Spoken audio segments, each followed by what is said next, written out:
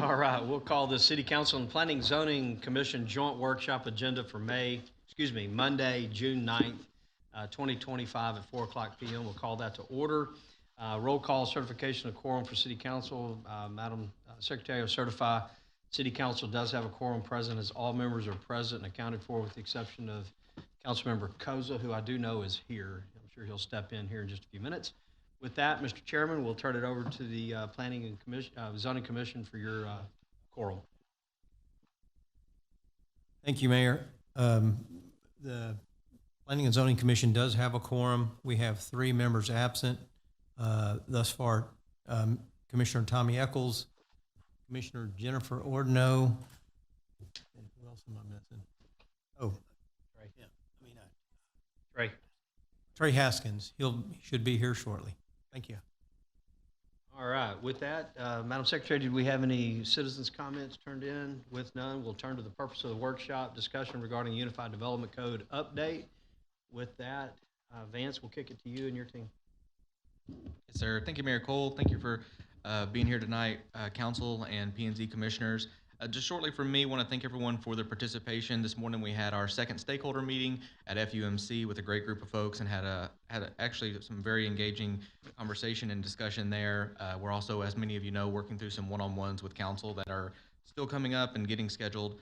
But honestly, just want to continue to encourage everyone to participate in these meetings, share what you'd like. This is part of how we get or continue to make Pearland such a great development-friendly community. So with that, I'll pass it over to Claire and her team.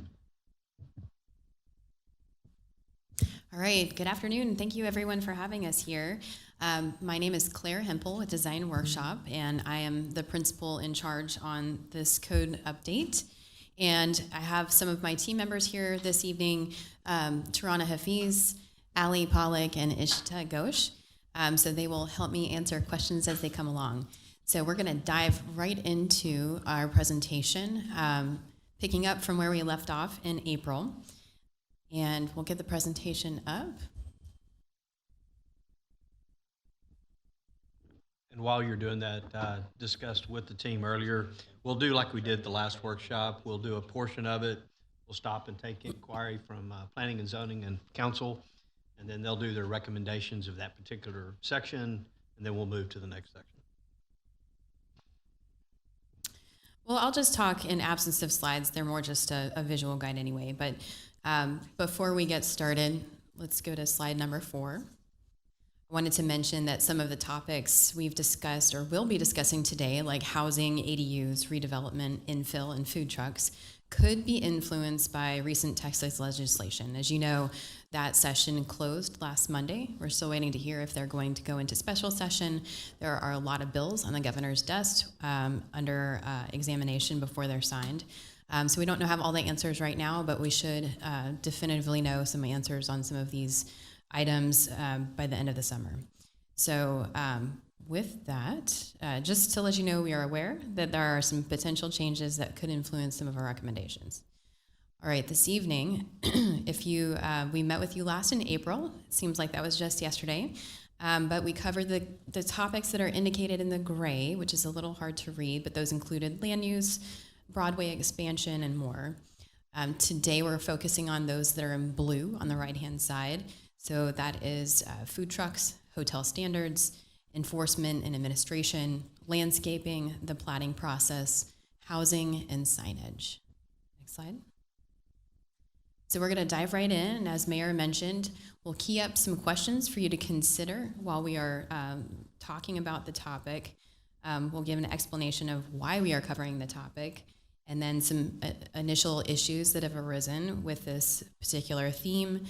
We'll pause for discussion to see if council members or P&Z members have any additional challenges as related to the topic, and then we'll go into some initial recommendations. Let's see, so, let's go back to the key questions. Think about where food trucks should be allowed by right. And second question is, what associated amenities should be required with food trucks, such as parking or restrooms? And then should food truck courts or similar be established as a distinctive land use? Next slide. So why are we talking about food trucks? the idea about food trucks coming in, it's a really good transitional use for an underutilized area. It can promote placemaking, economic activity, and be the catalyst for development of dynamic mixed-use districts. Next slide. So the existing regulations today are pretty limited. So food trucks are allowed in the following scenarios of a small private event or HOA or residential property that will not include sales to the public, or having a food truck on a non-residential property with a temporary event permit, or established food truck parks. However, that is not a defined land use in the UDC. And then city parks or events. Next slide.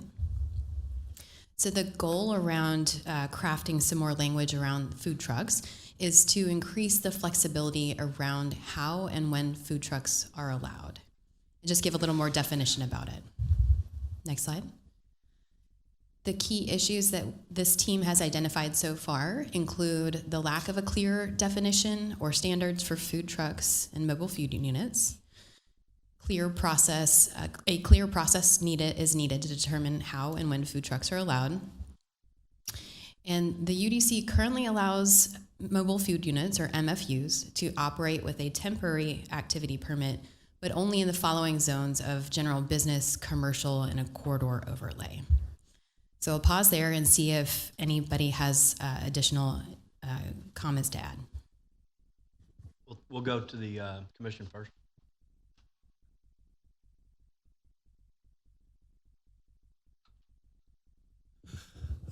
Yeah, I'd like to see them be allowed it. I mean, I know that they have, when we have events at the park, they're allowed there, but someplace like at an Independence Park or maybe some of the other parks and stuff, us have an area that's designated for them there. I've seen the way that, like, for instance, Magnolia does some of the way that they've got some food truck parks up there.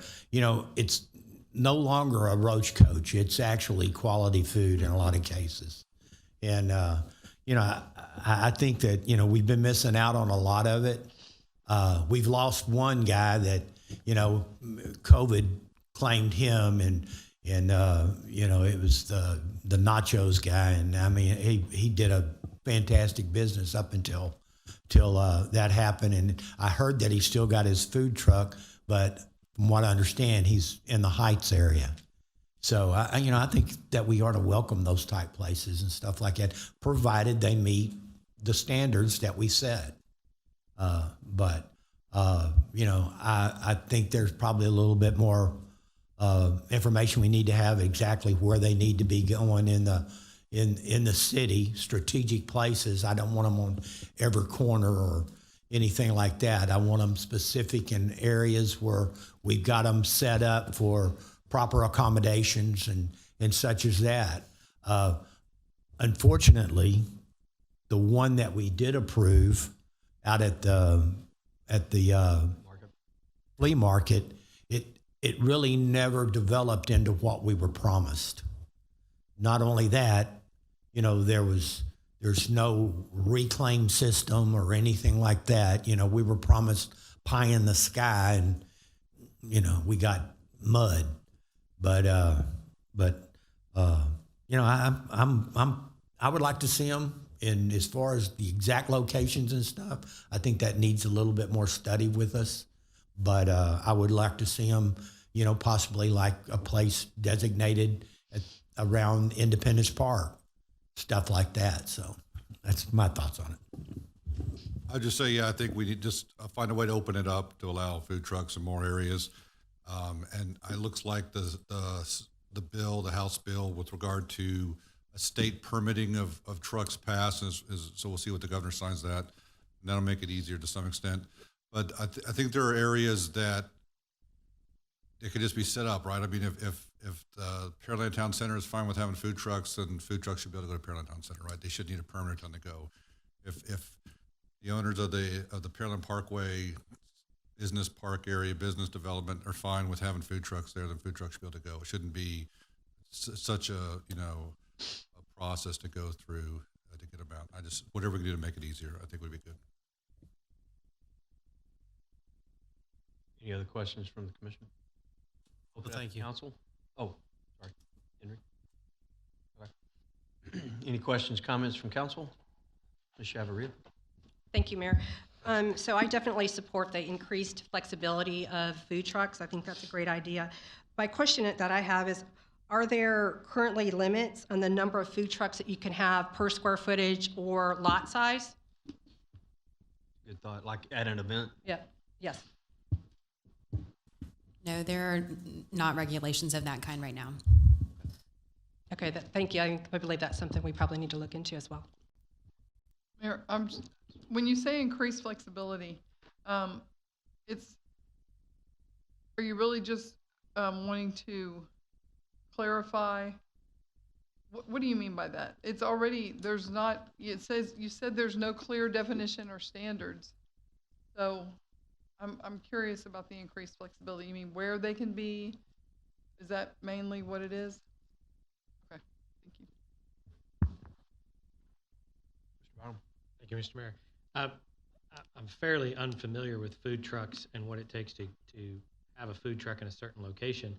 I'm just curious, it was mentioned like if Town Center wanted to have a food truck out there, is there anything stopping them other than them applying for a permit under our current system? Or, there's the car show at HEB once a month. Is there anything in our current system that says you can't have a food truck there if they wanted to apply for a permit for one? So typically a food truck would be established with a temporary event, and temporary event permits are limited to a certain number per year per place. So a site within a general commercial district would get 6 per year, or 6 opportunities for a temporary event per year. They may, Kroger typically has roses that they sell out in the parking area. So, they wouldn't want to necessarily take away their ability to conduct business outdoors. But that's typically how food trucks are permitted today. The development code does have allowances for microbreweries, microdistilleries, microwineries to be able to have food trucks by right. We have 2 of those locations, one of which utilizes that by right. The other went through their plan development and amended their code to be able to have food trucks because there wasn't a food component to their sales. So there's a variety of ways that we've tackled this issue over the years, but I think what this desire is mainly just to have a single unified approach and clear up all the language holistically. So there's nothing in our current UDC that allows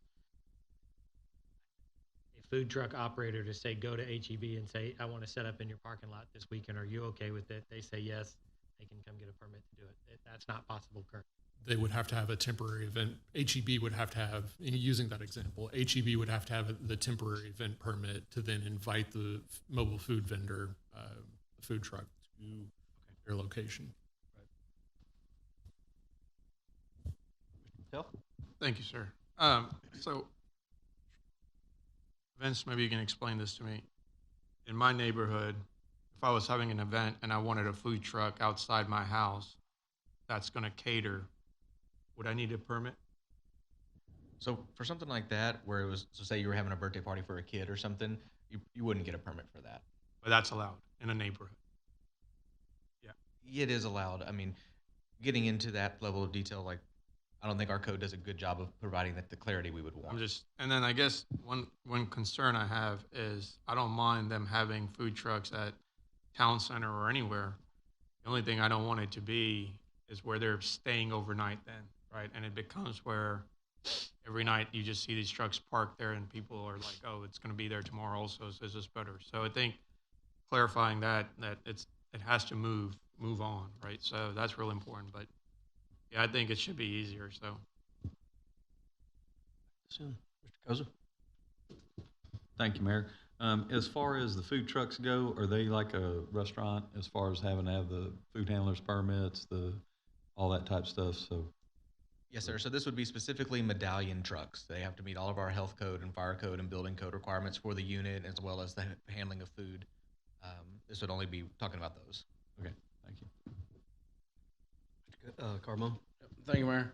I guess the flip side of this is, average restaurant opens its doors, it's paying 50, 100, 200K in impact fees and is more permanent in the community. And I think that's, I want to be cognizant of that. I don't want the car wash across the street from Gringos to be able to have a Mexican food truck there and not put Gringos out of business, but potentially put a business that's been here, that's on the tax rolls, that's paying taxes. I don't know. I want to be cognizant of that. So in the right spot for the right occasions, yes, but just a blanket, we amend the UDC and all of a sudden food trucks are parking everywhere. I could see it hurting our retail our restaurant establishments that are here in town. I just want to be cognizant of that as we move forward. Some questions on that, specifically that type of question. How is sales tax tracked with food trucks? I mean, I'm assuming they're collecting, I'm assuming they're remitting to the state, and I'm assuming it's in the location that it was delivered, so that would be in Pearland, and we would be getting sales tax back, which would be a component. It's not brick and mortar, but it is the. There's a lot of assumptions. That's why I said lots of assumptions there, because same thing. I want to find a way that we can loosen up and increase the flexibility and have food trucks in our communities, serving our community at the same time, not damaging our brick and mortar restaurants. As restaurant business is hard enough as it is, I don't want to put any additional undue burden. At the same time, I wonder if the temporary activity permit and limiting to 6 and if that can't be part of the flexibility that can be established here. Like right now, if your HOA wanted to have a get together and bring in 3 food permits or 3 food trucks, they have a hard time doing that, with all the permitting activity. One thing that has never made sense to me, our church, Cross Point, we used to do block party in the summer.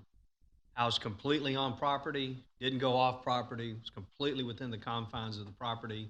It had to get an event permit to do the activity outdoors on the property because we had food trucks. And that to me, and they can be gold medallion. Anybody can come through and check them and make sure that they're the right trucks. But that doesn't make sense to me that you got to go through all of that activity of a permit. If it spilled over, it was out on the roadway and all this other stuff. I think permitting and those types of things is a little bit different story.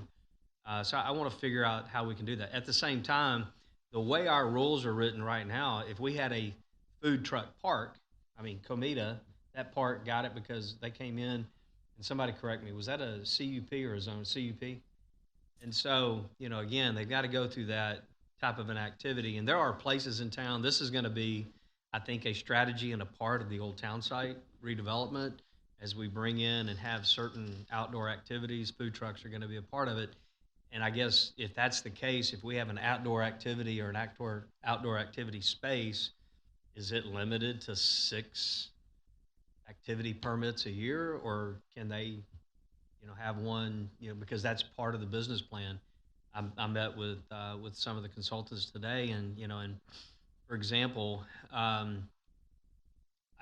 see places in town that are perfect for a food truck park where somebody could own the land, own the rights to the beverages and stuff like that, and then you as a food truck vendor I'm going to put you and you in a schedule this weekend, and I'm going to go to these 3 the next weekend and these 3 the following weekend, and we're going to rotate this around and have a permanent food truck court where they're, again, not permanent, but they're there through, say, a Friday night, Saturday night, and Sunday.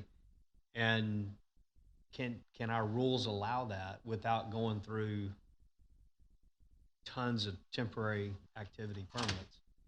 And be able to create that. That's creating a business, and even the brick and mortar guys, a lot of those guys have food trucks.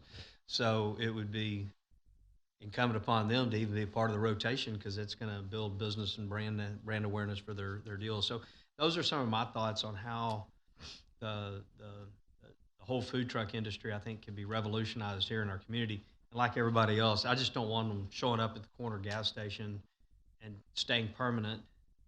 And the next thing you know, it hadn't moved in 4 months. That type of thing, and we don't want that. But I think there's a way to hit on it. I'm sure there's other communities that have done this and done it successful.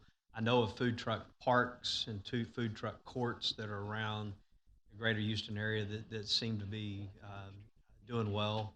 We should be able to. I think there's one in Santa Fe that does very, very well. It comes to mind. I can't remember the name of it, but comes to mind, and things of that nature. We need to look outside of our confines and maybe draw on some of the successes there. So, any other questions, comments on food trucks, and we'll move forward. Okay, I think too we should maybe look at an extended food truck permit in the event that we have another hurricane that comes through, knocks out power for Pearland. Hopefully that never happens again, but I was one of those without power for 3 weeks and unable really to cook too well. But I'm just wondering if we have like a location that food trucks can go and open up at the park, and then they get an extended either a 14-day or a 3-week permit. That's just a source that people can go to in the community, get food.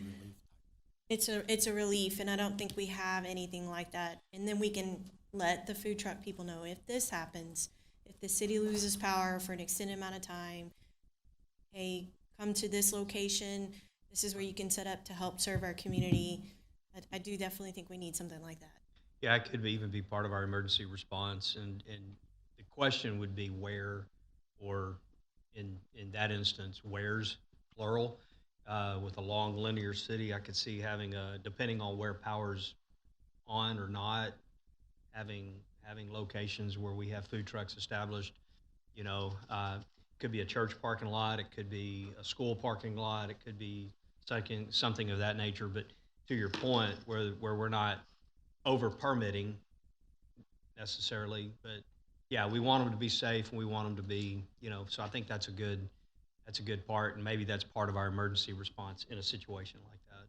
So, and I know clearly we have them at all of our events and various things in the parks, and that's already going through a normal thing. I think we're just wanting to relax them a little bit where they're available. If you're a business and you want to have a food truck, on a Friday, hey, everybody, instead of bringing your lunch, we're going to have, you can get lunch off the food truck, or we're going to have 2 options, a burger and a brisket or something like that. I don't know that they should have to go through a full temporary activity permit to be able to do that. Just that should be kind of a no-brainer. Same thing with churches. Maybe they want to have a food truck court after church on a Sunday. Do they necessarily have to go through a permit to be able to do that? Again, as long as the food trucks themselves meet our standards, we should be okay with how that's being met. That's my thoughts on it. All right. One more comment, sorry. So if we want to allow churches to have the food court, is there a place online that they can go and make sure that the food truck is up to date on standards before they have them? Do we have a list, an approval list? I don't know, Vance, do we have a portal somewhere? I don't know if it's a portal, but we do keep an active list of the trucks that have medallions online. Yeah, so they could have a one-stop. They could contact wherever online and say, here's the ones that meet all the specifications, and I can call them. All right, we'll move on. All right, really great comments, and you're hitting on some of the potential recommendations that we'll see on this next slide. So some of our brainstorms were one, to clearly define food trucks or mobile food units within the UDC, referencing the official Texas food establishment rules. Second was to define a, quote, food truck court, or kind of the image at the right is what we're talking about here, something a little more permanent. The trucks are co-located as the primary use of the property, And these would have standards for things like amenity requirements, so seating, shade, drinking fountains, that kind of thing. Location requirements, so we talked a little bit about where these are most appropriate within the city, and then site plan requirements. And then the third recommendation here, the fourth, is to reassess land uses where food trucks could be allowed by right. And some of what we've talked about this evening are really investigating our temporary food truck permits and making sure that those aren't egregious, but they're truly the intent of the food truck to move on after a certain number of length of time. I'll open it up for any other thoughts you might have here. Any follow-up? Henry and you guys? Council? All right, move on. All right, our second topic tonight is enforcement and administration. So questions for you to consider as I go through the next slides are: one, where do you see the biggest gaps in how the UDC is administered or enforced? And second, what kinds of improvements, examples are faster responses or better communication, would help make enforcement or incentives more effective? So why are we talking about this topic? The goal here is to enhance code to streamline the administration of it, to clarify standards and build capacity for consistent long-term implementation. So helping out those on the staff side of the city who are reviewing these, the leadership who are making decisions, and also the development community. And this will help to ensure fair and consistent and efficient implementation of the UDC. Next slide. So some of the identified key issues here are: one, a lack of clarity on rules across various property and application types in the UDC. Some more formatting things like online links would be helpful, cross-referencing to other parts of the code and design criteria manuals.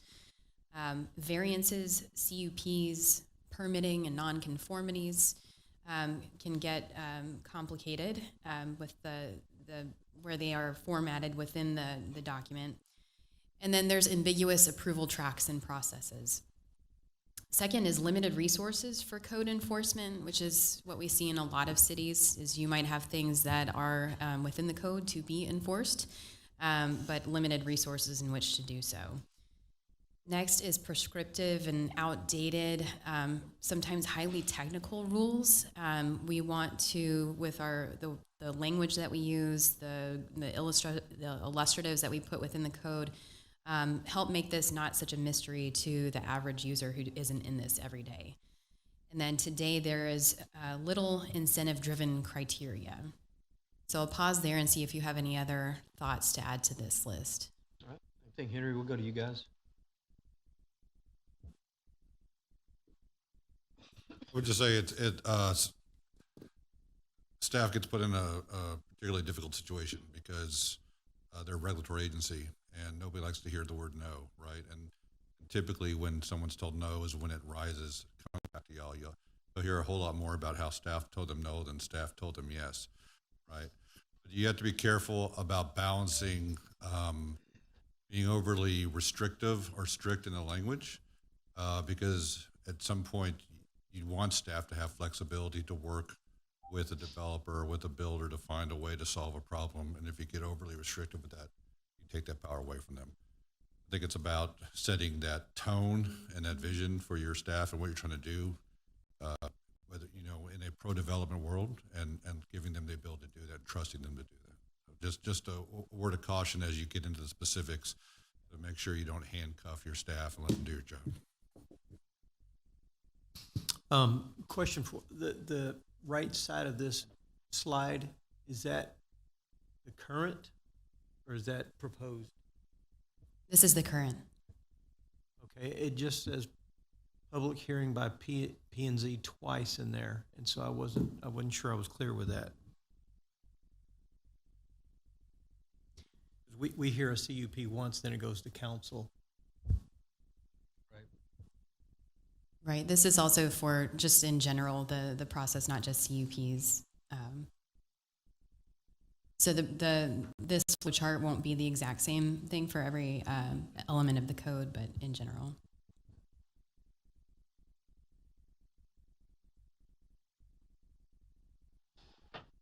Questions, comments from council? Okay. On this slide, it says few incentive-driven criteria.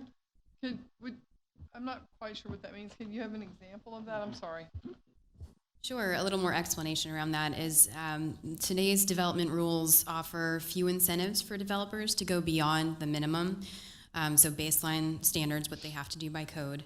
And so it makes it harder to attract higher quality, innovative projects. So without options like faster review times or design flexibility, there could be little motivation to include features that align with the city's broader goals or make them want to do above and beyond.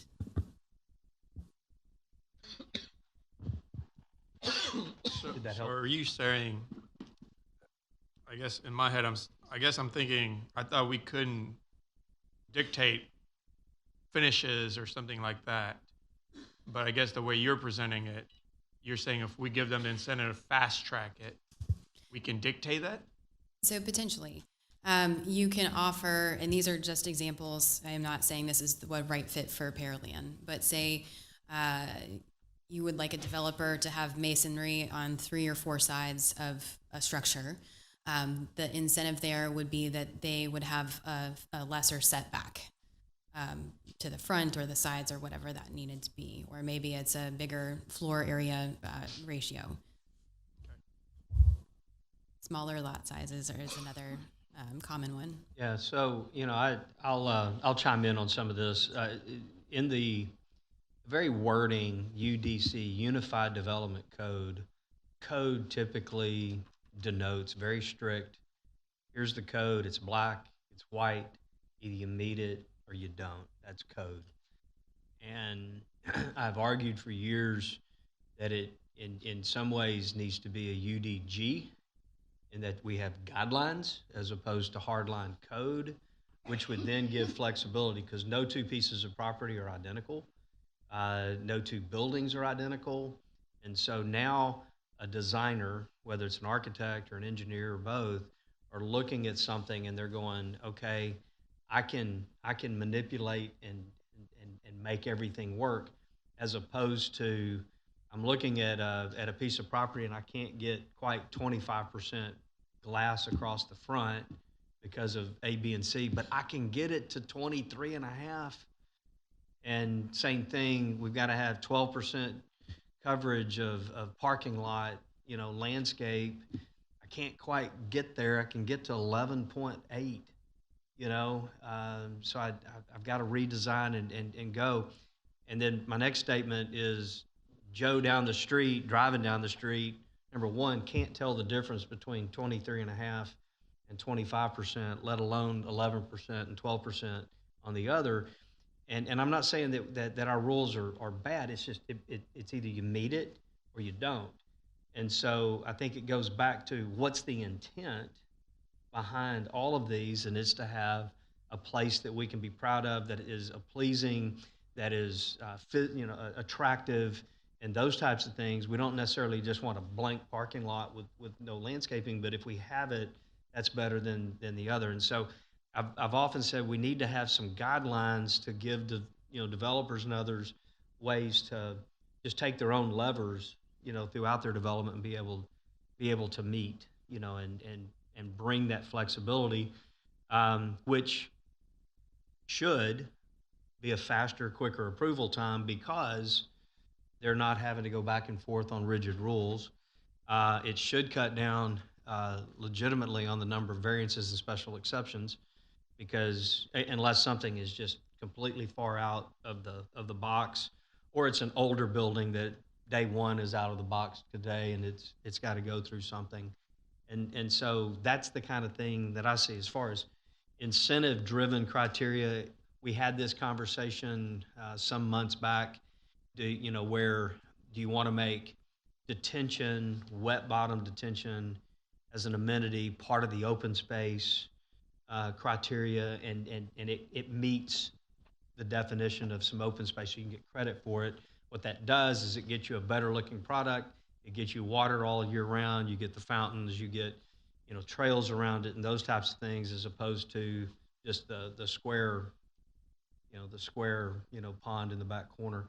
And so that's an incentive-driven type of criteria. So when I look at the UDC and I look at things, guidelines to me would be a little bit easy, and how we come up with those. I'm saying this to staff right now. That's a yeoman's work to figure that out. But there's got to be a way, like in landscaping, we want a minimum of 10% to a maximum of 18%. Let's just throw numbers out there, or something like that. Will you always get the minimum? Not necessarily. Same thing with the glass. How many times do they really come in and they're struggling with the glass component? It happens. And so those are some things that I think we can maybe increase our flexibility on, which increase, or actually lessen a lot of our consternation that come, whether it's to staff or to us, because of that. My thoughts. Ms. Chavru? Thank you, Mayor. Vance, this might be for you. Limited resources for code enforcement, is that limited personnel? I mean, can you give me an explanation of what that means? I would think it's twofold. I think we need improved language to give clarity and teeth whenever we're enforcing codes on issues. And then I also would say that for communities our size, the department is understaffed. What's the current FTE on that? I believe it's 8. 8? Since? When was the last time we hired new code enforcement? I would have to get that number. Okay. I'd like to have that information. Rance, when was the last time we added a position in your department? 20. And just to say into a mic, 2017 is what he said. All right, thank you. Good question. Okay, I'll go ahead. One, I would say I agree with you, and it's one of the things that I've commented a few times about this UDC update is common sense and flexibility. At the same time, I hear what John's saying is ultimately what we put in this document lands on staff, and they have to do this. So if it's too vague, then they get stuck in a bad spot no matter what happens. And I agree with you having some flexibility on glazing, on landscaping, on those kinds of things. I think if we do a minimum and a maximum, every developer out there is going to shoot for the minimum every time because that's minimum expense. So obviously there's more conversation that needs to be had around that, but I think there's something more along the lines of this is our target and we have some flexibility around that versus saying, 18 to 13, they're going to always come in at 13 and they're going to have an excuse why they can barely make 13, right?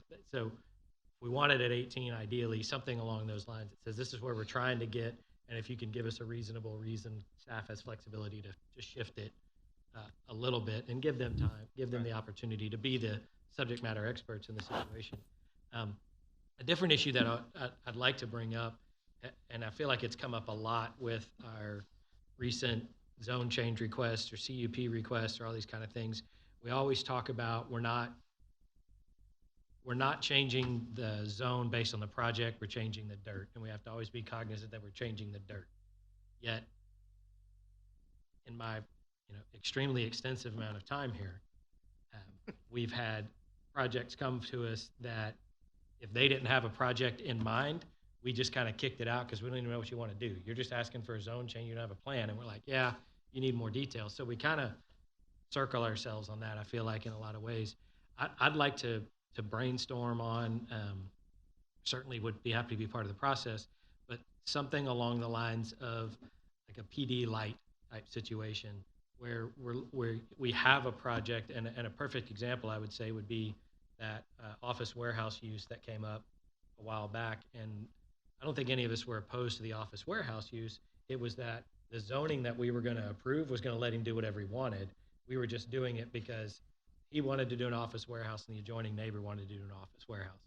Our suggestion to him was go put it in a PD, but the PD process is very expensive.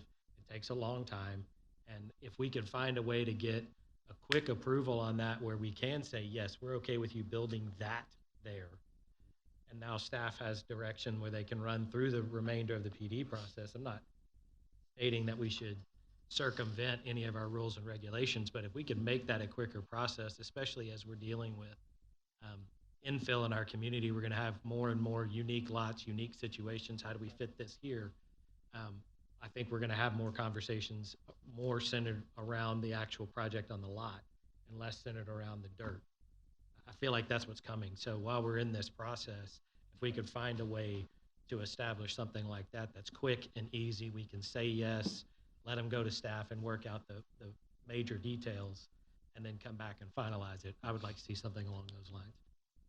I don't know what the rest of I know that's much bigger than just a UDC rewrite, I think, but since we're here, I thought that was worth throwing out there. Thank you, Mayor. Looking at this, a couple slides before, it says enforcement and administration, and kind of what Member Savaria hit on was how many people we have for, if you want to say enforcement of a code, enforcement of a guide, whatever you want to call it. We've already got this grand and glorious plan, and we seem to kind of get disjointed after the fact on the enforcement side. So through the process, through code, through the court system, when it happens, there's different ways that it could get off the railroad tracks, to say. And I'm sure the code enforcement folks here understand what I'm talking about. And so moving forward, Trent, what are we going to do if we get into this situation, kind of like what Member Chavarud is talking about, as far as being able to have enough folks once we do get our new UDC lined up, as far as being able to enforce it, be able to take it through.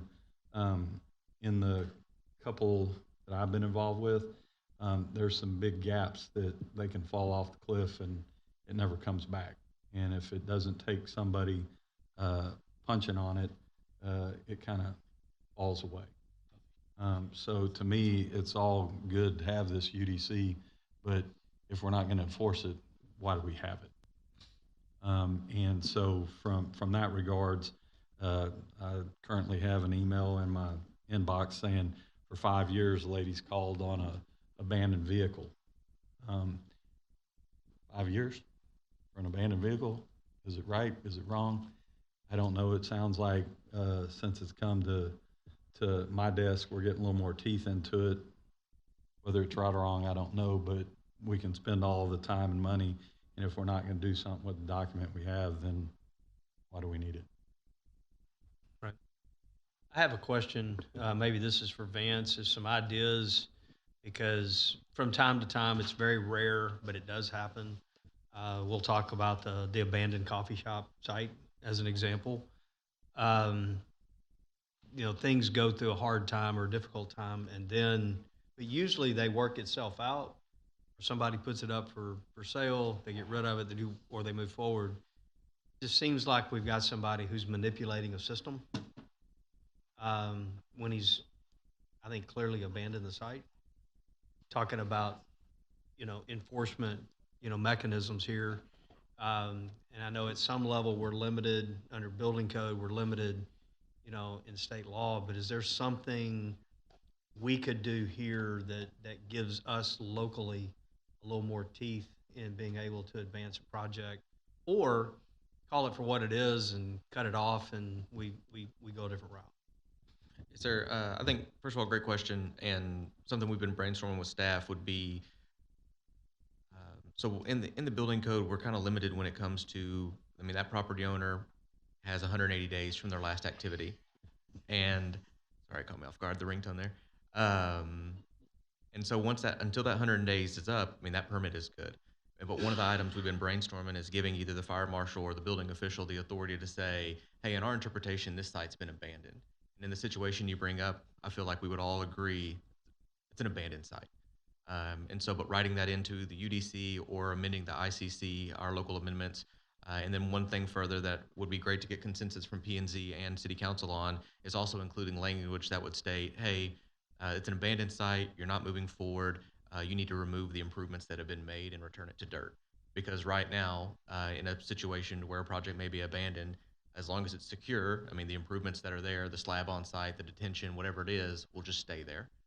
And I think this would be an important and appropriate venue to establish, if you abandon a site, you'll put it back to dirt if that is P&Z and council's decision. So, yeah. So I would like. it's rare. We're talking about one site, and I know we have another site that, of quote, has been abandoned because we had a developer pass away. Very extenuating circumstance, but nonetheless, we've got a site and we're looking at some code enforcement issues, and it's 4 years later, kind of going through this. It'd be nice to see if, and legal may need to get in on this to figure out legally what exactly mechanism we can put in the UDC to help that. But I'd be in favor of having some local insight into that, and where we can push an issue forward, we have the ability to. And again, we're talking about 2 out of a city this size that we can think of off the top of our head. This isn't an everyday occurrence where it's happening all the time. Yeah. So definitely, something in my estimation, I think we need to have the availability of it. I think it would be rare in its use. And I've done multiple jobs out of state, and I don't know if this is legal in Texas or not. But most of the municipalities that I worked for in Louisiana, Mississippi, Arkansas, and stuff, on every bid I had to give I gave a bid bond, but then I had to give a performance bond. So if I started a job and for some reason I couldn't finish it and I pulled off, they were covered. Would that be something that we could require of somebody that was building a building or building a site to have a performance bond, that they had that, so we had the money to even maybe bring somebody in to finish something? Or so generally speaking, if it's and I'll let legal, I see Lawrence and Darren both here, if it's a public improvement like a street, water, sewer, drainage, something like that, we require performance bonds for all of those. What we're talking about here is the private side. This is the private side where they've clearly, gotten a shovel in the ground, or they've got part structure up, and it is now sitting, and the clock's ticking, and 2 years go by, 4 years go by, and there's been no movement whatsoever, on it. In fact, I think Friendswood may be facing an issue in the center of their town right now with a structure that's half built or 15% built, up, and it looks to be abandoned. There's been no work on it in quite a while. So it happens, and in a situation like that's on the private side. So I'll let Darren or Lawrence weigh in on that. You pretty much described it. When we have a public project being constructed, we require bid bonds, and a bid bond is if somebody doesn't honor their bid, and then use that bond to fill in the gap if we have to go in and do a second bid or do another bid that ended up being higher, and to get that to cover the difference between the next bid. And then of course performance bonds. That's something that names the city as an additional. It's a surety naming the city as an obligee, and that way, if they fail to perform the public project, then we can then go after the bond and have somebody else step in and complete that work. So you accurately stated it. But is there something like we're talking about in the UDC, either above and beyond or our rules and regulations, where we don't necessarily agree with what the building code calls the definition of moving forward, but yet we can interpret it elsewhere and declare it abandoned? Is there something that we can? I think we can clearly define what that is, what an abandonment of a project is, and then of course it's ultimately going to be up to the city to prove that and have evidence to substantiate and back it up. And then, but then what you do after that point, you may need we currently use the courts to be able to get authority to go and do certain things, whether it's removal, abatement, mediation, remediation, all that. We can go to courts to be able to exercise that authority. Good conversation. Anybody else? Oh. I was just going to say it's interesting we were talking about that because an Italian ice franchise owner reached out to me today looking for a spot just like that, and I told him I think that owner's left that project, and I'm going to connect him and find out, is there a process that we can get this new franchise owner taking over the project? If his Italian ice shop fits in that same square footage building, can we just transition him over? So it would be a blessing if we could. Yeah. I know a lot of people would be happy. Might use, he might have sales out the wazoo if he could get that done. And I just wanted to add, so this has been a little bit heavier topic than I thought it was going to end up being, but I'm wrong a lot. And so, just wanted to table something that originally got this on the radar was simply improving language to require businesses and give staff clarity on like, hey, the landscaping you put in from day one is required the life of your business. Right. And that's also something I wouldn't mind to talk about with both bodies, just as far as moving forward as we move into built out and as we complete most of our development life and we move into more of a maintenance and redevelopment gear. I just want us to all know and accept and appreciate with one another that no, you very well could get a knock on your door as a business owner and say, hey, you've got some dead landscaping that needs to be replaced, because that landscaping is not just for whenever you get your CO. And so throwing that out there now just to either get head nods or get, hey, Vance, you're crazy, or one way or the other. But that's actually one of the topics that got this on the list, was simply that maintenance component. Well, I'll say it this way, and I'll go back to use Mr. Koza's words.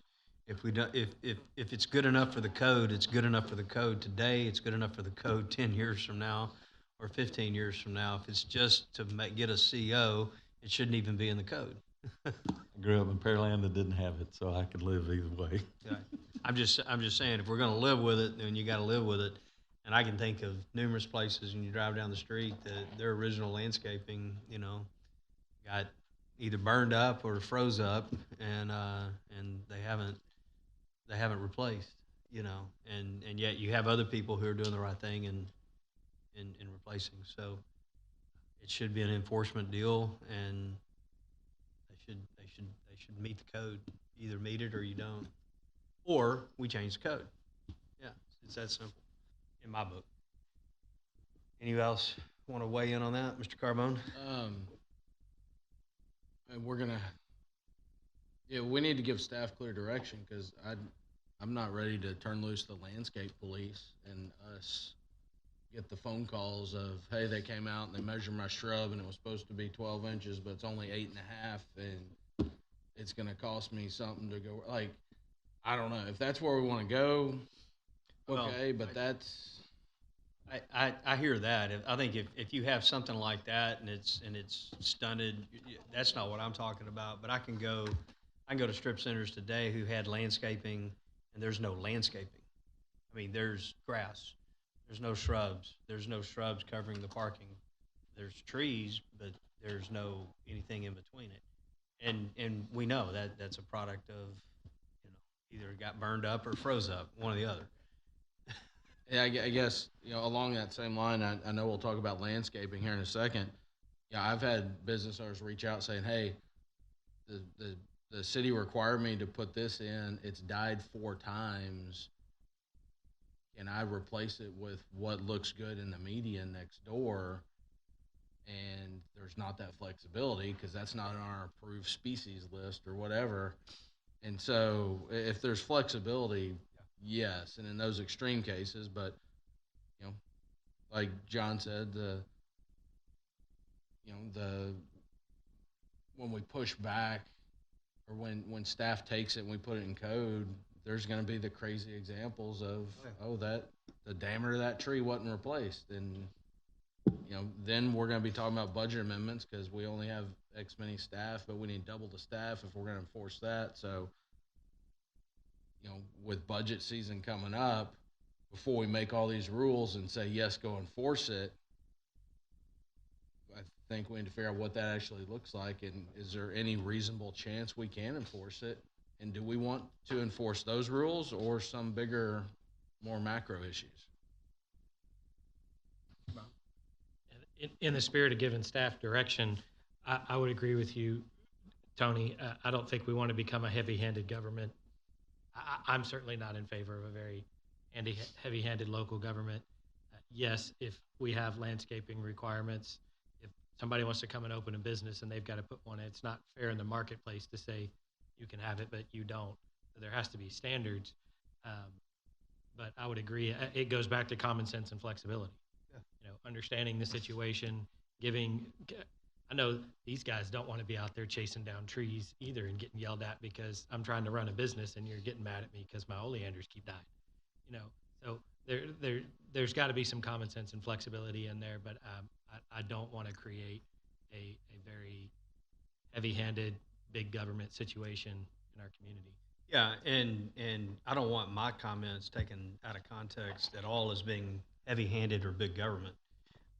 If you're required to have something to get your CO, then you're required to have it all the time. That's a standard. Now, here in a minute, when we talk about landscaping, if we want to change the standards, then we change the standards. But once the standards are set, you got to meet the standard. And if you're not meeting the standard, code enforcement's going to visit you. Now, how we work that out isn't necessarily go spend $100,000 next week, or else I'm going to ticket you. That's heavy-handedness. It's sitting down and saying, what happened here? Here's what happened. Great. Can we talk about a plan where sometime over the next year we can get this addressed, or whatever the time frame is?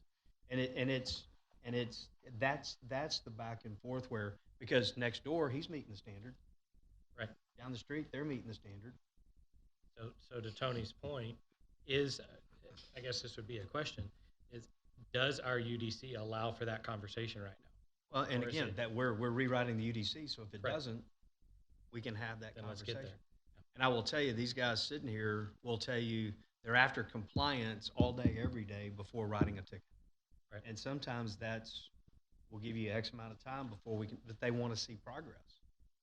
If you're not progressing, just like a landowner who's not progressing, in a construction project, that's where the heavy-handedness, if you will, comes in from a citation.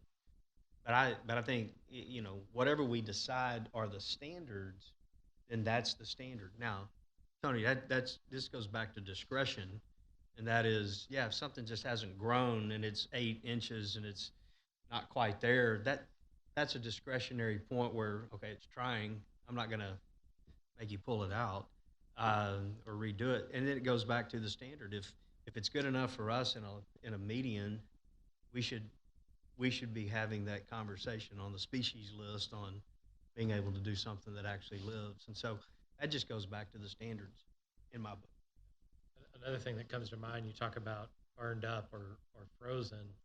I know when we have major weather events, we end up, as part of our response, we make adjustments. You don't have to get your fence put up by this amount of time, or should we look into putting that there's some disaster declaration type language in there that says we don't have to come to the dais every time there's a freeze that kills half the vegetation. It's just part of the understanding in the city. Nobody's coming after you for 6 months, or something of that nature. Would that be worth considering in that language as well? Yeah, I think that should be part of the equation. And same thing, if we have 110 degree with no weather or no rain, that's why I say you're gonna burn up some trees and shrubs. It's gonna happen. That's just, again, I think that's the common sense measures that here's the standard where we want to get back to, whatever that standard that we come up with. But then there's always a circumstance of a weather or something like that that changes it. Any other questions, comments? E and Z? We're going to move to the next topic. Well, we're going to move back. They're going to have their initial recommendations, and then Yes, so initial recommendations for this section. First is UDC legibility. So make communication of procedures and approval processes for each development type easy to understand through graphics and charts, like what you see on the screen here. I know it's tiny print, but just the general idea of having more graphics. Then updating the development fee schedule to remove fees from the UDC and transfer to the development fee schedule. Require regular updates to the development fee schedule as part of the UDC. Next is outreach and education efforts, such as providing a pre-application meeting materials virtually and advertising pre-application meetings. Next is extending timelines for CUP/variances/special exceptions, which would reduce the need for exceptions by streamlining approval processes wherever possible, allowing staff approval where possible, and finally requiring regular updates to the UDC. I'll pause there, see if there's any additional thoughts. Z, Council, Mr. Carbone. Can you expound on extending timelines for CUP? Yes, this would reduce the need for exceptions by streamlining the approval process when possible. And Allie, did you want to add to that?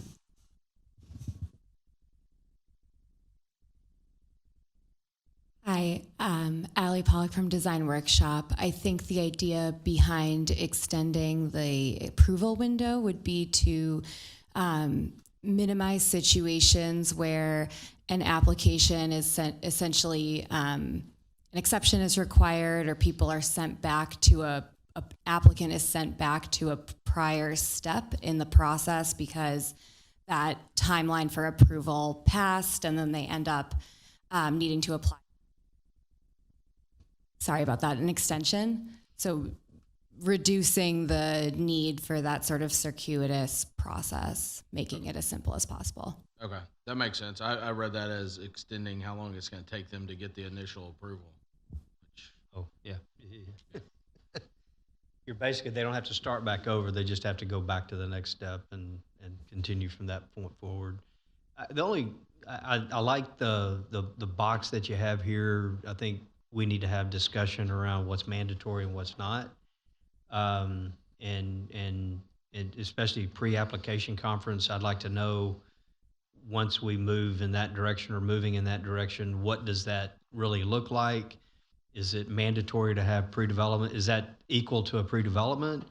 Because I look on here, minor plat, things of that nature. It's like, okay, a preliminary plat, final plats, mandatory pre-application conference. And I'm like, you've already been through a lot of processes, and here we are. Is this is it extra step? Is it extra staff time?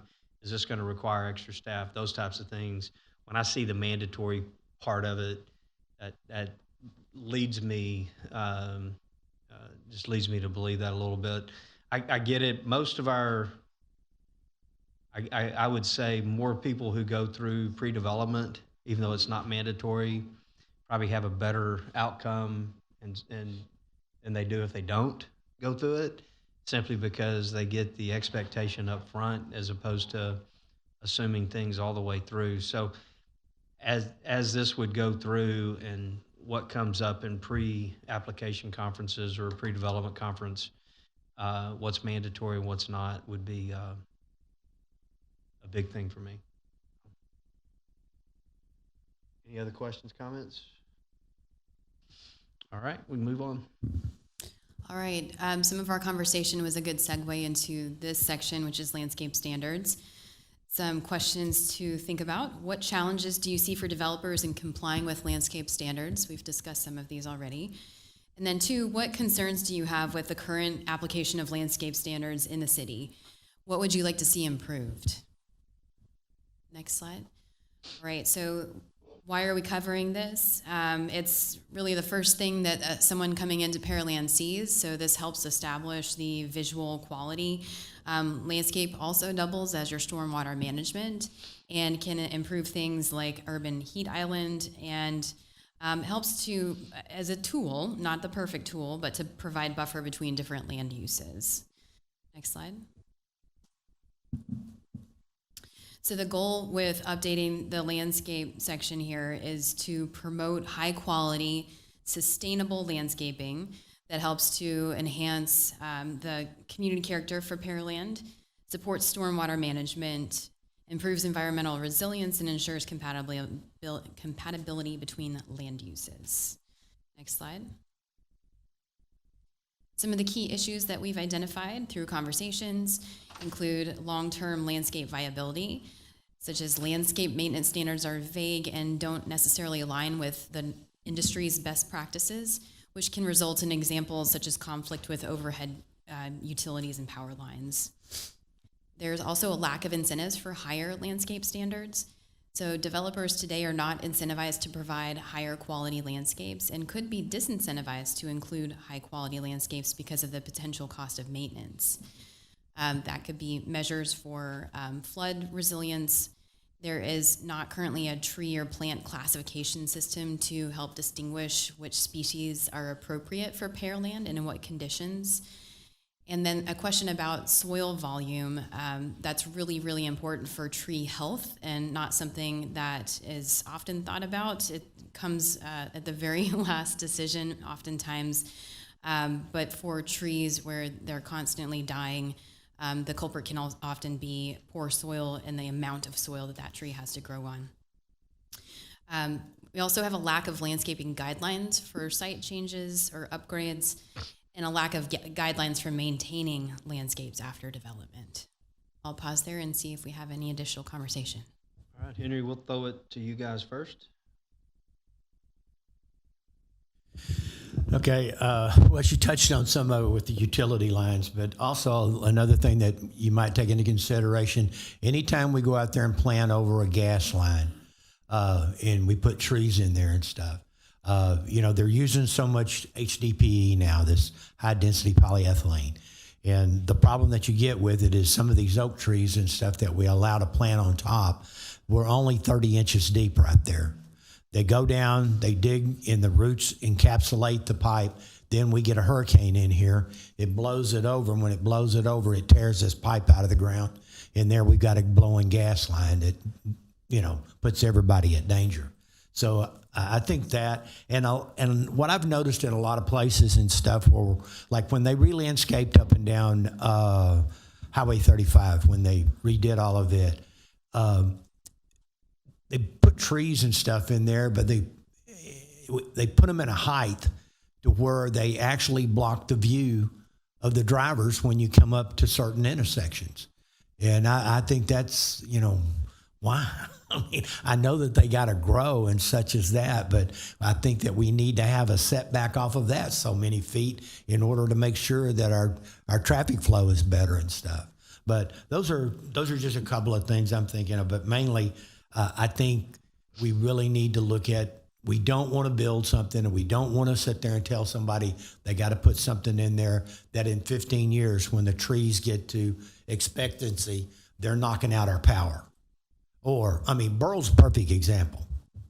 Or it's like I think I mentioned it in another meeting that we had. It might have been this last one on this particular thing. You go up and down Broadway right now and look at the tree trimming that they did. These big, beautiful trees, and there's this big, ugly V in the middle of them. So why even have them? So that's all I got to gripe about. I guess my concern is our rules with home ownership. The amount of trees that we have, 2 per yard, now coming in with smaller lots. I don't know if we want 2 oak trees in a yard. I can tell you it's great at first. Everybody has their little sticks in the yard with, looks like a punk rocker with a little bit on top. 20 years from that point, I guess my house is 23, 24 years old now. The drought hits, and what inevitably happens is the roots have gone under the house. How many slabs had to be fixed? The sidewalk in the front is now off the driveway, creating a hazard for people walking down the street. And it just, I'm not sure if 2 oak trees in our climate with our weather and our droughts versus, the hurricanes. We get 48 inches of rain a year, but it seems to be it's in 3 days sometimes. And that's unfortunate. Anyways, just a thought concept that maybe we can change, instead of having 2 oak trees, a smaller yard has 1 oak tree or 1 big tree, or maybe selecting trees that have more of a tap root, a pecan tree, for example, that doesn't go out as far.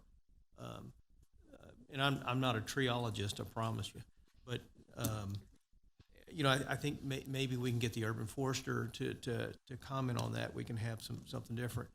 The other thing, sometimes, and I've heard it in recommendations from staff, that they would like 3-foot shrubs at the beginning of a business opening.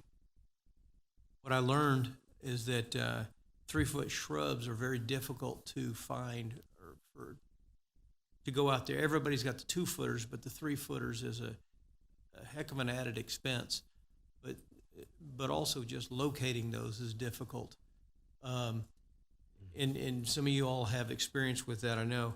I will tell you, and we talked about flexibility prior, that issue was raised. I got a phone call, some guy just needed some help. I made some phone calls, and our city staff, and in particular Martin Griggs, stepped up to the plate and worked miracles to get them open on time. So hats off to the staff for that. Y'all mentioned flexibility prior, and you know, they were able to work something out, and very much appreciated. The gentleman opened on time, and everybody was happy. Any other comments? I'm just of the mindset. I mean, that picture kind of is pretty telling, and I've seen it all too often that legacy subdivisions are literally torn apart due to trees way too close to infrastructure, whether it be water, sewer, roads, sidewalks, homes. I'm not opposed to trees or greenery for even, but I am of the mindset that if we're going to require it, we better put it in ourselves. And if we're going to not replace it when it dies because of costs, as those keep skyrocketing, then we need to be very aware what line we're walking when we have developers required to go replace those as well. Windstorms will blow and have on, I drive Bailey all the time because I live off Bailey, but those tiny trees were uprooted. They either get replaced and immediately rerooted or they die. If a developer's trees did the same thing, are we requiring them to replace them? As long as we're replacing our own, absolutely. So it's just an expense that we better be able to make sure we eat. If we're telling the developers to have certain trees, have enough of them, put them in certain places, if we're doing that and we're on the same page. Yep. City Council, questions, comments? Mr. Koza? This photo on slide 19, is that Pearland, or is that just a stock photo you grabbed from somewhere? No, that's Ivy District. So is the lack of maintenance standards the light there on the ground? Is that what we're talking about? Yeah. Well, I'm just Brenna. This is a landscape discussion. We'll get to lighting. I'm just. Mr. Barham. First thing that jumps out in the picture. Yeah. I've mentioned this before as well, and I'm not a horticulturalist either, but it does seem like that in several situations, and I'll use the HEB parking lot, for example, on Pearland Parkway. Right now, it's fine, but as the trees that retracted during the winter start to fill back out, you can't exit the drive lanes and see cars coming across because they get this big, huge thing right in your face. So I don't know if we're cutting off our nose in spite of our face with some of these requirements where we have these tall or huge bushes. I don't know where that comes from, but I'd really like to rethink things like that. I do know that I learned from our wonderful parks tour that we went on that was very enlightening that we're a coastal plains area we're actually intentionally maintaining a field of natural native vegetation that our parks department is building. Why can't we use that same type of vegetation in islands and commercial parking lots that doesn't get 6 feet tall and block your view and make it difficult to see around? That's our native vegetation. So, I mean, I'd like to see some more conversations around that as well, where we're not creating hazards so we make something pretty. Just my thoughts on that. Good comment. Mr. Patel? Thank you, Mayor. I guess, Vince, you can educate me on this. All these power lines were put in because of the development there, correct? Most likely. Yes, sir. Wouldn't it be better? I know you're going to tell me it's a huge cost to bury these lines, but to me, if we're spending and allowing this time for developers to come in, I think it's time that we consider burying these lines for aesthetic purpose. If you can go back to the previous photo, where you were showing Kirby, Lower Kirby.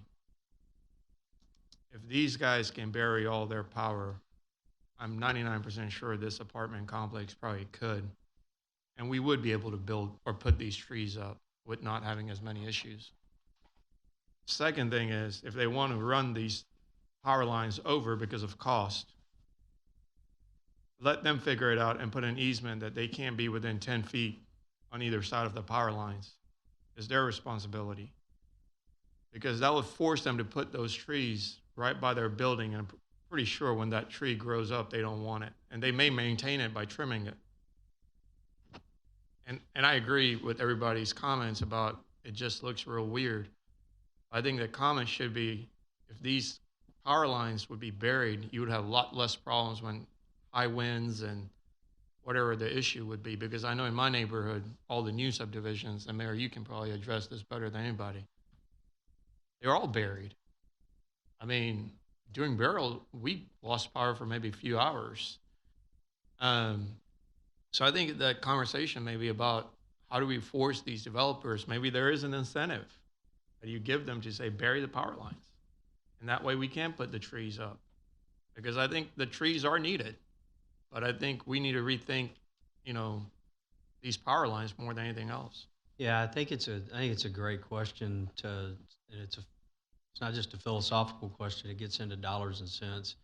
Daryl can probably give me an exact number here, but a joint trench, type project versus overhead like this, I want to say it's quadruple plus the cost, and so that I think that is then it just becomes it's an undue burden then on the property owner and being able to do that, and so but it's both ways.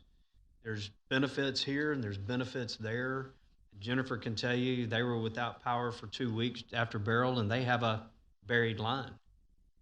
Because it was a buried line, they couldn't find the break. They couldn't find the issue. They were digging and digging and digging until they found the issue. 3 weeks, excuse me. And so there's trade-offs both ways. And Mr. Patel, you're right. You go to the far west end of our town, as a percentage, far less power outage than as you moved east. There were still quite a few power outages in the Shadow Creek area and some of the places out there. But I think it's worth having the discussion over time, with our utility companies. But when it comes to landscaping, I think it's just common sense that we look at our standards, and if it's going to be located underneath a power line, what is that standard that it doesn't get, those trees or those shrubs or whatever don't get above X, and whatever X is, if it can grow to be 12 or 15 feet, and that's fine underneath this line, and it doesn't get all the way up into the line, then that whatever that tree looks like or whatever the name of it is, species it's going to be, then that's the standard that we want to look, in that particular area. And I know what part of this is to get the tree out and have that canopy where it's covering and you have that look. But I can also tell you, I can drive through certain places and you can't find where you're going on major roadways because the trees, just like this, are now so heavy, you can't even see the businesses. You literally have to use your map program because you can't see the signage. And in fact, it's funny, I'll say this, but some businesses like, why do you even have a sign? It's useless. You can't see it. You can't see it on the roadway. And so I think there needs to be a common sense approach to how we do the landscaping, what's required. I think it's common sense that if you're planting a tree that's going to get up into the power lines, common sense dictates you don't plant that tree. You plant something different. Or you look at different avenues, different ways, to maybe screen or landscape. Maybe it's a hedge. If it's a hedge that you're looking at, there are hedges out there that don't get above 10 feet. If it's oleanders, you can plant oleanders and they get 12 foot tall. If you really want something wild and crazy, do wax myrtles. And, they won't get above 12 foot tall. And if that's what you're looking for, if that's what the end goal is, then you've got the greenery, you're covering, and you've got that. So I think we have to go back to what's our goal and what's our intent. That's a question back to staff, is what is the goal and the intent around landscaping, other than just to beautify and have its placemaking. You want a sense of arrival. You want that well manicured and performance look. But if it's to screen, or if it's to, just provide a green look, there's different ways to do that. And you can do that through screening. If that's truly what we're trying to do. I think it's more than that. I think it's to increase the canopy. I think it's to do those kind of things. And if it is, we need to be looking at different species of trees. Any other questions or comments? I got something. Just to clarify, those lines right there, you see the big switches and stuff with the terminal heads and all? That feeds the apartment complex. That feeds the apartment. So it is fed with underground.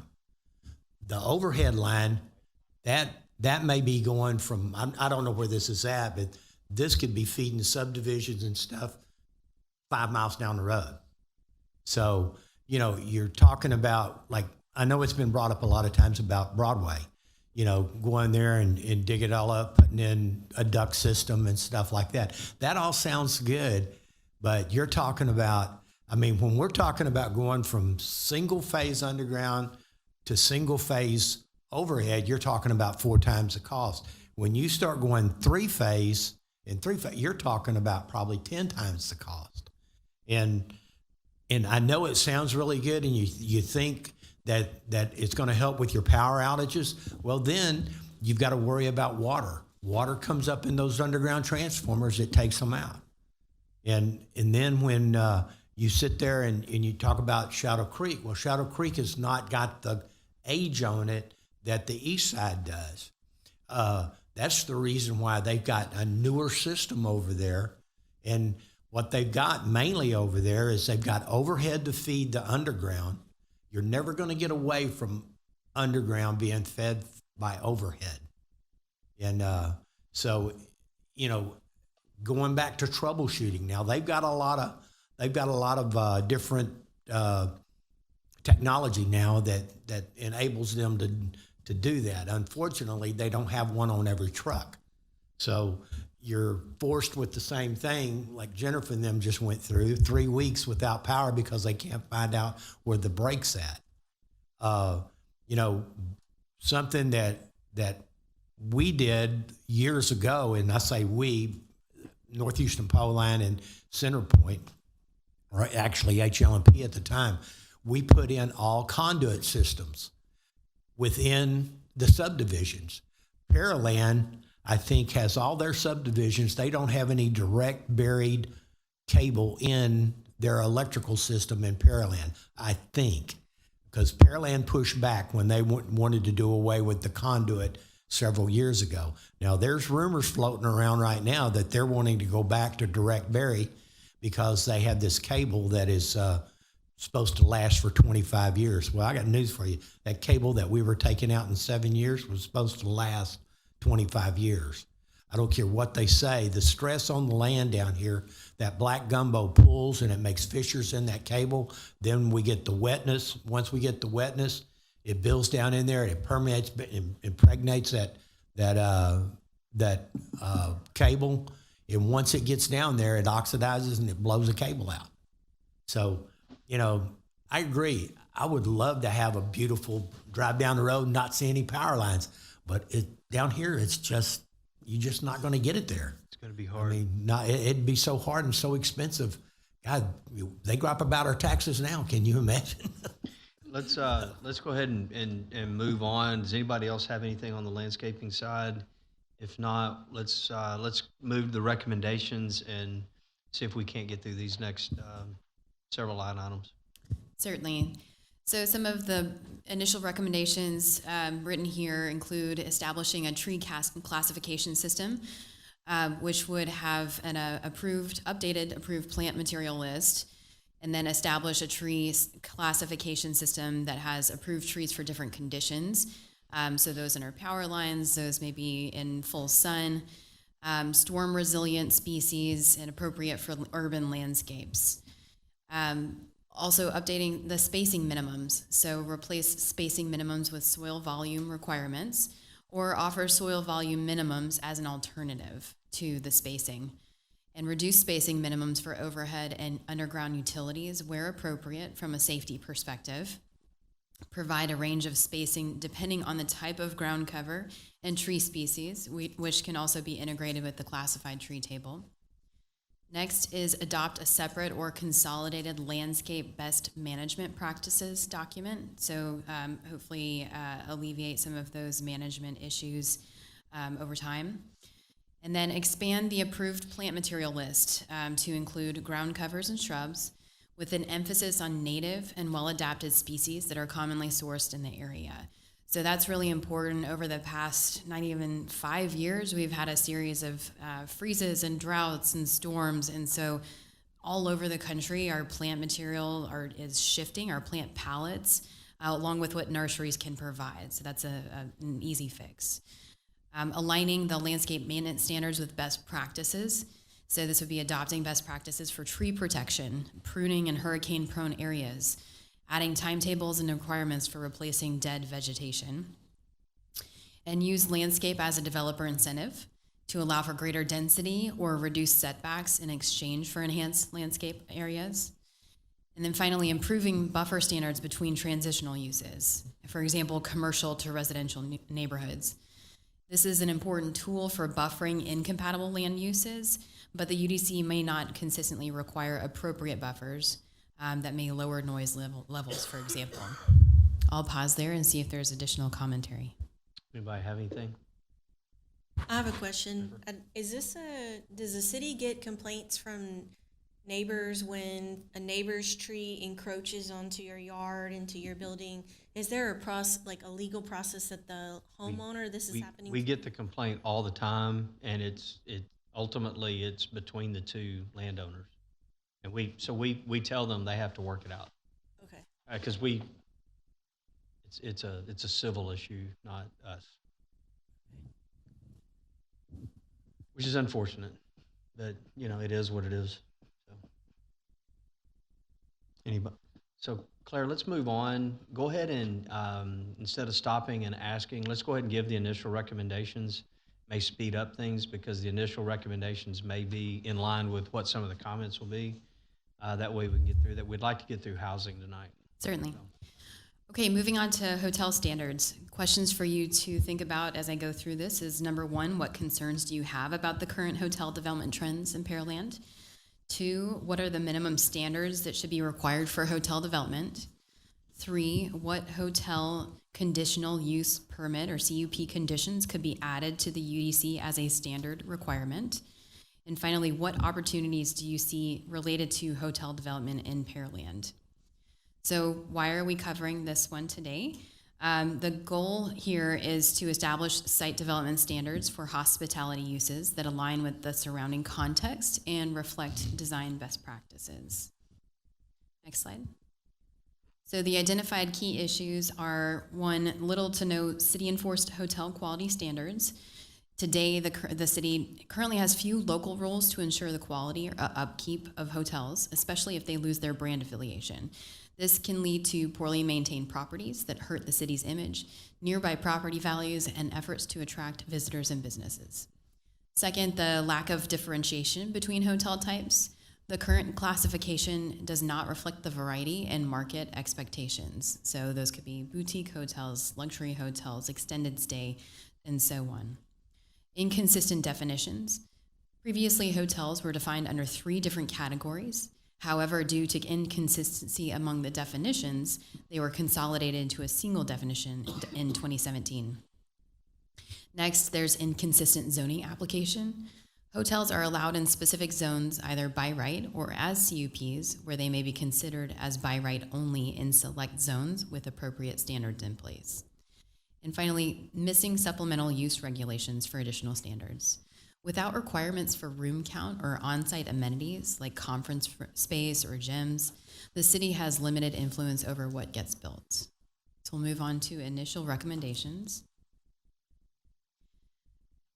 Here we have 1, adopting minimum hotel standards in the UDC That would establish hotel standards by requiring a minimum room count, as an example, 75 rooms or keys, specific amenities such as a pool, fitness center, or meeting space, and limiting approval of hotels that lack key services or fall below brand expectations. Second is to differentiate between hotel types, defining hotel subcategories such as boutique, economy, extended stay, business class, and luxury, and establish tailored requirements for each to promote diversity while ensuring consistent quality. And then finally, zoning and use. One, limit the use of CUP in districts generally incompatible with hotels and motels. Use the CUP process as a tool to elevate the design of projects rather than conforming to certain zoning districts. And finally, considering by right hotel uses in certain commercial zones. I'll open it up for discussion. We'll throw it to planning and zoning first. Yeah, I think that a certain level of minimum requirements would be nice, but I think we have to be careful about defining the market and not letting the market define what they need. As a commissioner who thinks we have enough car washes in this town, I'm constantly being told, well, they wouldn't be coming if the market wasn't here. And then I say, well, there's still enough. We have more than enough for our visitors, right? But I think there's a happy medium where we could set a standard and both from the look and feel of the apartments, but I would be cautious of us setting such a high standard that we're targeting a hotel that's not going to be looking at us anyways. I wonder if we should have some type of requirement that if there is an extended power outage, that they have a contract in place with backup generator. I don't know if that's something that's needed, but I know during the last hurricane, majority of the hotels did not have power. I don't know if that impacts the people that are staying there, but I don't know. I just don't. Would that be something we UDC should or would consider. that be building code? Just might be a fit in the building code as opposed to UDC. Mhm. Go to questions and comments from council. I had a quick question. Limit the use of CUP in districts generally incompatible with hotels or motels. I think that makes sense. So basically, we're saying whether it's allowed by CUP or not, to me, is what we're meaning by that. But are there districts that pertains to, like a residential district? I know we're not going to put a hotel in a residential district. So I would imagine in the matrix, it would just be blank. It's not allowed at all. Is that what we're talking about doing? Yes, making that more clear. Mhm. Clear. Okay. All right. Thanks. Throw it open for questions, comments. Ms. Chavaria? Thank you, Mayor. How will this impact existing hotels, if any?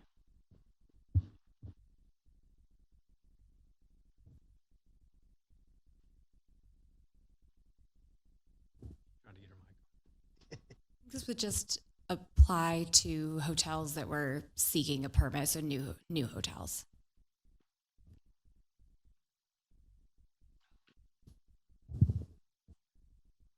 It says extended stay. We don't have extended stay, right? We do. We do? Candlewood Suite. Candlewood and the home juice. Am I thinking something other than extended stay? And then we have the new one that's going behind the wall. What am I thinking? Any other questions, comments? Yeah, thank you, Mayor. So several months back, I brought this because this was a concern. As I've been in this community for 20 years, Mayor, if you recall, several years ago, I approached you about doing something about this. The fear we have is that the community's current properties are deteriorating and they're not reinvesting in their properties, just like car washes are. Yes, new car washes are coming, but a lot of the old ones can't keep up with the competition, so the values are dropping and they're not reinvesting in their community or in their business. I think the motto here is the same, right? And so I think several cities, I believe Frisco has something similar, Grapevine has something very similar to this. As a matter of fact, I think Grapevine probably has one of the strictest ones I've seen. And as a community, what they have said is we want higher end brands, we want higher end guests to stay, value is better, the police calls are less. Just it's a better clientele, right? And in today's market, these costs to build these things are running about 150 a key. That's on a limited service, okay? So you go to full service, you know, a luxury brand like a Hilton or a Marriott, I would say you're going to cross about 300,000 a key. And so a lot of people are dumbing this down. And the idea is, how do you keep lower end hotels coming from the community? Or how do you allow the current hotels from flipping? You can't stop them. Like you said, this is going to apply to new hotels. And so the current hotels, if you go to Seabrook, Texas, you will see a lot of these hotels that got built as a, you know, mid-scale. Now they're called Captain's Inn. So, you know, it kind of bothers me that this would happen here. And it could happen here. And so the idea is, how do you keep them from happening here? And the idea would be keep the, you know, additional lower end tier hotels coming in, smaller hotels. 75 rooms is a very small hotel. In a wood frame building, you can probably build that a lot cheaper. So, you know, my idea was, look, keep it at 120 rooms. You got to require food and beverage. You got to require conference space. You got to require all these other amenities that would push a lot of the smaller hotels out. And then the last thought behind this process was, several years ago, when I was on the EDC board, we did a market study for a full service hotel. And Matt can probably share that study if you like. That study basically said, in order for us to bring a full service hotel like what we wanted, 15,000 square foot conference to 20,000 square foot with, I believe it was 250 rooms, we had to show that the revenues were being generated by the hotels that we currently have in room rates. So in today's market, based on 300,000, assuming no parking deck, you got to run about north of $250 a night in rental rates. You won't get there if you have a bunch of small hotels around there. So that project will never come to fruition. Otherwise, it could come to fruition if the taxpayers are going to really incentivize it, and that's not what I want to see. So that's where this idea came in. So for 75 rooms, to me, it doesn't make sense. Yeah, I get it. Somebody could build a boutique hotel. I think Friendswood is building one. But we can always have an exception, because boutique hotels will be required to have a restaurant, a bar. You know, it's a very unique design. But what we're trying to do is not to go down to the economic scale anymore, right? I mean, at one point in 2000, yes, it was needed. The community was growing, but I think we have surpassed that. So how do we go to the next level? And that's where this idea has come from, right? To say, and I think Mayor made it the best point when we had this discussion, is to say, we want to tell somebody who wants to come to this town that wants to build a 100-room hotel, this is our requirements. If you're not going to do it, don't waste your time, don't waste ours, right? Just move on. And if they're going to come back and say, hey, I'm going to build 119 rooms and all this other stuff, yeah, we'll look at it. But if they're just going to come in and say, I'm going to build a 75-room, you know, country inn and suites, I don't want it. I don't want it in my community, because I know what happens to them eventually. They go down the wrong path, and unfortunately, it's going to be there for 50 years, and you're going to pass by it every day. And you're exactly right. It is going to deteriorate the area around it. Go to Hobby Airport, you can see it, right? I mean, there are a lot of communities in Houston that, so that's where my factor of thinking was, to say, look, this is going to happen if we don't kind of nip this now and kind of look in the future where we want to go. So, thanks. I just want to chime in. Yeah, I agree. We need to have some standards, and like John, it's what is that standard and what are we trying to do? We're not necessarily trying to pigeonhole the market, but we are trying to raise the bar and get to where we want to go. I will say there are certain types of hotels in the greater Houston area that I do want to figure out how we don't allow them here. You can see them around the Beltway. They're for hourly use, and we don't want those here. And we've got to figure out how, what, and where to come up in the standards so we don't end up with that. And I, you know, like Mr. Patel said, I think we need to differentiate, and I think we want to keep the door open for a boutique because that's the type of clientele that we want to have in those hotels. At the same time, we want to make sure that we're leaving some capacity to bring in that luxury hotel or that complete full service hotel, especially if it had a conference center and those types of things around it. We want to be able to get there. And what I'm hearing is the number of rooms need to be in the 120 range in order to do that. My only question to that, we probably have many hotels that are below that today. I don't know the number of rooms in each hotel off the top of my head, but I'm sure we have several hotels that are above it and several hotels that are above that or below that. But to your point, you're wanting to raise the bar for what's future's coming in. Yes, Mayor. We only have one hotel that's above it. The picture you see here today, it's got 110 rooms. Okay. And it's got very small meeting space. And so, and you know, it's a chicken or the egg. I know most of you have been in the Hilton Garden Inn, which is the largest, It's hotel closer we to have. 150, 140. Yeah, 137, and it's got about 4,500 square foot of conference space. So, in order to have these requirements to say, hey, you got to have a conference space or, large enough meeting space, you got to support it by the rooms, right? So you can't have 75 room and say, oh, we have a conference space. Oh, it's 700 square foot. Doesn't really make sense. And so I think that's where my initial thought is you got to push this north of 120. So now you're kind of opening up where that space is, and look, the Hilton Garden Inn has done great for our community. It really has. We've held a lot of events there. But how do you not, I don't want it to build another 130 or 40 room hotel. All you're going to do is kill the Hilton Garden Inn, and it's not going to be able to reinvest in itself, right? And then it's going to deteriorate. So you got to go above what we currently have to keep these guys to kind of putting money back into their products. I'm starting to see car washes. I think, John, you mentioned that earlier. I see these car washes also now starting to deteriorating, right? Like, it's like too many of them are coming.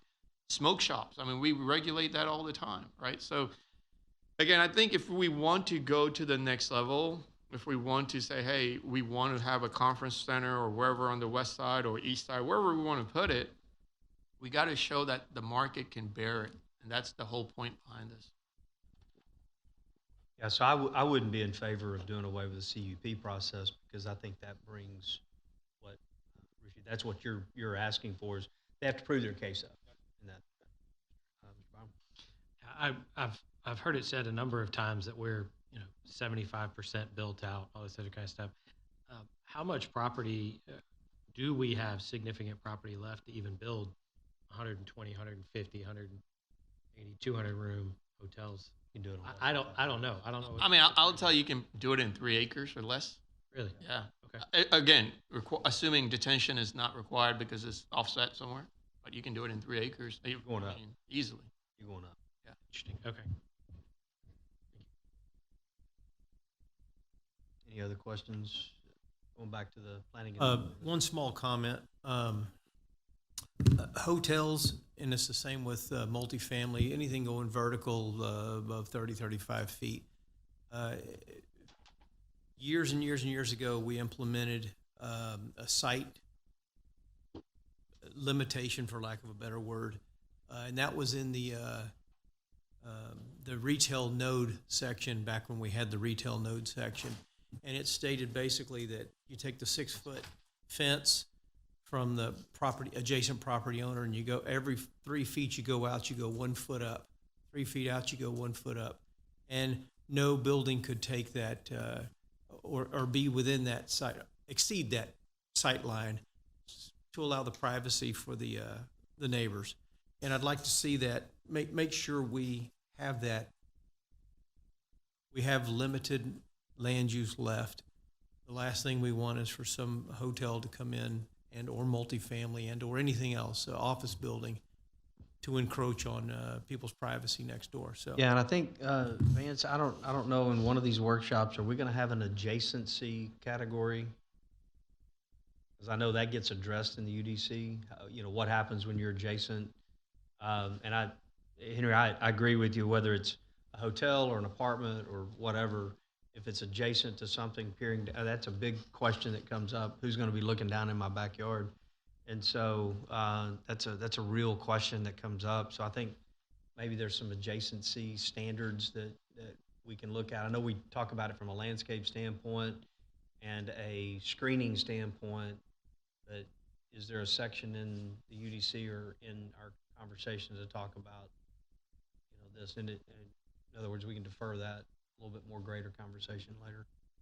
Yeah, there's definitely a place to bake that in. I'm trying to think of just the different transitional uses and, between zoning categories. But, I think all of us can recall different PDs where it's something multifamily or something with some height, and I think the most recent one I can think of is a variance request, and the neighbors came out and were concerned about the height next to them. We definitely can get that baked in. I don't know if it's called out as a specific line item, but we'll definitely get it on the calendar. Anything else by the planning and zoning? City Council? Seeing none, we'll move on to plating. All right. So let's see. Key questions to consider here include what areas can the plating process be streamlined to improve efficiency, and then what are the biggest challenges with Pearland's plating process. So what we're aiming to achieve here is a clear, efficient, and transparent framework that supports development, infrastructure coordination, and long-term community resilience. And some of the key issues that were identified include process delays, including subdivision or development plats that are multi-step, leading to potential delays, variability in requirements by location and type of development within the city or the ETJ, coordination with other jurisdictions that are needed, and a review process that is more stringent than state law, causing inefficiencies. And under that is final and non-residential replats and minor plats. Some of the recommendations that were brainstormed include streamlining procedures to expedite where possible, removing all plats from going to P&Z besides residential replats, aligning the procedures with the updated state law when that's finalized later this summer, creating a tiered plat review for subdivision types, a more robust pre-application coordination, clarity with charts or graphs to show full platting exemptions like you see at the right. As an example, this is in McAllen, Texas. And then clear visuals to illustrate development requirements and conditions, and to consider removing the development plat requirement as it is not utilized. I'll open it up for conversation. Planning and zoning?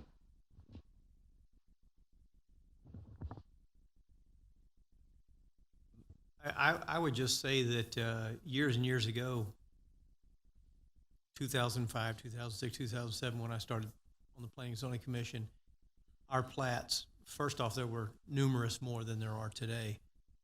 But our plats, it just seemed that there were things lacking. And we would have discussions and countless discussions on, well, if they fix this and this and this, we'll pass it. If they agree to those conditions, and they would hold the plat until we don't see a lot of that anymore. Staff, I think, works a great job at getting these things buttoned up before they come to the Planning and Zoning Commission. So I did learn a word way back then, perfunctory. Our duties were perfunctory, and legal might tell me I'm wrong here, but if it met all the requirements, we really couldn't vote no. And if we did, it's an offense. Legal issue. So, yeah, we if staff wants to take it on, if it meets the criteria, and we don't see it or hear it, I'm so okay with that as long as it meets state regulations. I think it's kind of an unnecessary process. Open it up to questions from council. I would agree. I mean, I think this is an area where can speed up. Because planning and zoning meets every 2 weeks or twice during the month, and if somebody's having to wait 10 days to get on the agenda for approval, and it's all there, staff can approve and move it on. So I certainly agree that keeps it within state law boundaries, and it does help move things along a little bit quicker. And I certainly have faith that staff's going to review plats and make sure that they meet all the rules and requirements. So I don't have an issue with that. Is there anything else? Is anybody, I mean, from a plating standpoint, plating is plating. And I mean, we have to meet all kinds of rules and regulations today. In fact, some of our plating, Lawrence, maybe you can speak to this, changed even in the last legislative session where, you know, dedicating right of way, if we don't have it in a CIP or funded, you know, we can ask for it to be set back, so we're not buying buildings out, but we can't ask for dedication if we don't have a project, you know, quote, on the books, funded and, you know, moving forward. So that's, again, that's just aligning all of our procedures and rules and regulations with state law. So anybody else have anything else? So Vance, how long do you think housing will take? Don't have a guess. I would just say want to make sure it's an important topic that I could see deep dive in. So to be honest, I would rather respect the time frame of 9 minutes till 6 than than to try and rush an important topic like housing. We've got another workshop here in a few months. So glad to put a pin in it if y'all are okay with that. I would agree with that. No, that's why I'm asking, because I don't know that we get through in time to even be rushing for a 6:30 meeting. So housing could be a long-standing one. If I may just ask a question, there is one more topic behind housing, and it's signage, and I don't know if that could go in 9 minutes. May not be. Why don't we just hold both of them? Yeah, why don't we hold both of them? I think we made significant progress today. When are we scheduled again? September? So we don't have the next one scheduled. It'll be September, somewhere in there. I think what you've put together in the packet from a housing standpoint and others, I think is good stuff. Just by council's point of view, I submitted some supplementals today to talk and walk through housing and kind of give you inside baseball from a developer standpoint about, I think there's some ideas that we can do to incentivize smaller, higher density, you know, type of development, but what we want, not necessarily what gets thrown at us. And so I think there's a way that we can do it. And I think if we're proactive, the developers will come to the table and we'll end up with some better product. And maybe the state won't come down on all of us at one point in time. So, all right, with that. Mayor, if I can just add, the one-on-ones are great. So if y'all hadn't had yours, do it. I think we should have them more just to check in. Yep. And so thank y'all for staff for making time and getting those scheduled. Yeah, I would agree. Good pickup on that, Tony. We haven't had one with the design workshop. Definitely carve out the time, make it happen. You can give your thoughts 101. All of that's going into this process. So, very good comment. Vance, any last wrap up? Nope. Very grateful for everyone's participation. The stakeholder meeting this morning was great. This was great dialogue. So just What time is tomorrow evening? Tomorrow is 5:30 at FUMC, First United Methodist on Grand. It's an open house for this process with the public, get their input on some of the things that we're talking about. So, tomorrow night. Henry, last wrap up, anything? Your Honor, thank you. All right, sounds good. With that, we will stand adjourned at 5:54.